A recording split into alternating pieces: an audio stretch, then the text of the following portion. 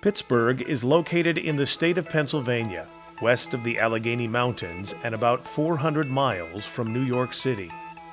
The city was founded where the Monongahela and Allegheny rivers meet to form the Ohio River. Today, it includes land on both sides of the three rivers. Pittsburgh has unique topography with winding, V-shaped valleys and little flat land. Growth has historically followed the natural corridors formed by valleys and plains, with extensive development along the rivers. For thousands of years, before Europeans settled in the Pittsburgh region, Native Americans inhabited it. Among the tribes that were found here were the Iroquois, the Delaware, and the Shawnee. Europeans first began to settle the region in the early 18th century. The British and the French empires contested for control of Pittsburgh and the Ohio River Valley, with each having Native American allies. In the French and Indian War, the British were successful and retained control of the Pittsburgh region.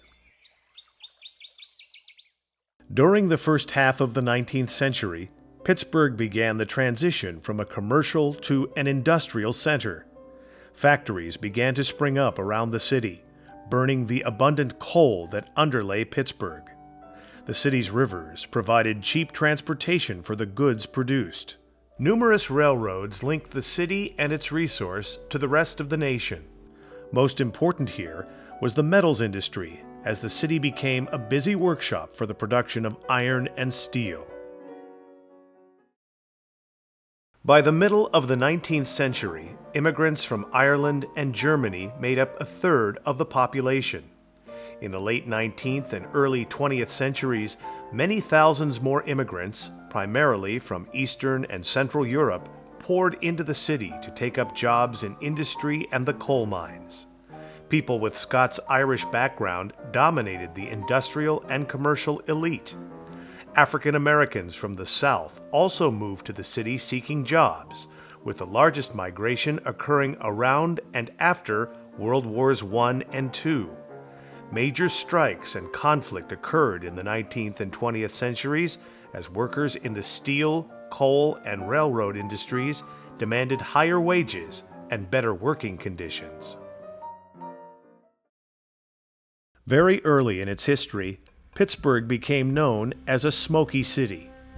Its smoky condition was primarily the result of the abundance of, and easy-to-mine, soft coal.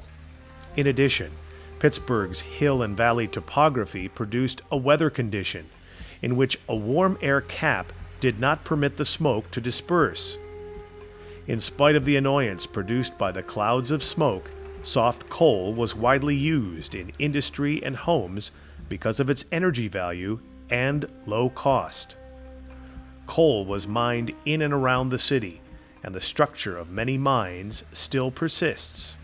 In addition to the smoke, Pittsburgh, because of its rivers, was subject to flooding. Homes and industries along the banks of the rivers were frequently inundated by floodwaters. In the years after World War II, many of Pittsburgh's civic leaders worried about the city's future.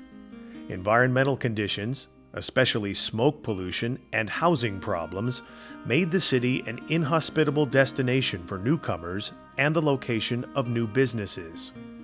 In order to reverse the city's negative fortunes, business leaders, educators, and politicians joined together in a public-private coalition to plan a new future for Pittsburgh. The coalition launched a number of projects including smoke and flood control, rebuilding the city's downtown, and building parks and highways. Pittsburgh became known as the Renaissance City, the first major industrial city to try to revitalize itself. During the 1940s and 50s, Pittsburgh continued to be a major producer of steel, and mills lined the banks of its rivers. However, its importance as a major producer was diminishing because of competition and a lack of innovation. The 1960s and 70s were very difficult years for the city. Population loss, the end of the Pittsburgh Renaissance, The collapse of the steel industry and racial problems plagued the city. Pittsburgh's population had reached its peak in 1950, but each decade brought decline. Many Pittsburghers moved from the city into its suburbs. Because of the loss of industry, unemployment reached high levels. About a fifth of Pittsburgh's population was African American, and many lived in segregated neighborhoods with poor housing. Racial tensions in the nation as a whole were high in the 1960s, and the assassination of Dr. Martin Luther King in 1968 set off riots in Pittsburgh as well as many other cities. Civic and educational leaders attempted to restore racial peace in the city, but disputes remained around issues such as school and neighborhood segregation. Between 1975 and 1985, the Pittsburgh steel industry and affiliated manufacturing firms had a sudden collapse. In about a decade, most of the major Pittsburgh steel mills closed, discharging many thousands of workers. Many of these workers and their families left the city and the region seeking employment in other cities. The mill towns where the steel mills had been located lost half their populations, and many of the stores on their main streets were forced to close down. While Pittsburgh struggled with the decline of the steel industry, new projects and energy arose from the educational and medical sectors. Both Carnegie Mellon University and the University of Pittsburgh expanded their student bodies and research profiles, with CMU becoming a world leader in computer science and robotics.